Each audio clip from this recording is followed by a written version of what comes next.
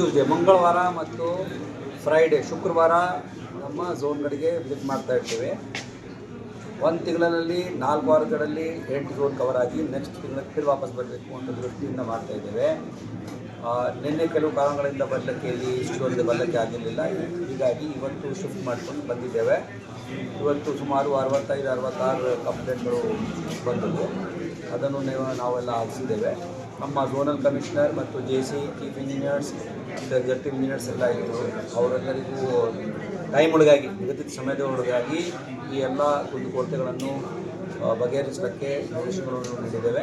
ಒಂದು ತಿಂಗಳ ಆಮೇಲೆ ಬಂದಾಗ ಇದು 65 ಮೇಲೆ ಏನೇನು ಕ್ರಮ ಆಗಿದೆ ಅದು ಮೊದಲು ಚೆಕ್ ಮಾಡಿಕೊಂಡೇ ಮುಂದಿನ ಕ್ರಮ ಕೈಗೊಳ್ಳುತ್ತೇವೆ. ಹೀಗಾಗಿ ತುಂಬ ಪರಿಣಾಮಕಾರಿಯಾಗಿ ಸಭೆ ನಡೆದಿದೆ ಅಂತ ನಾವು ಭಾವಿಸುತ್ತೇವೆ.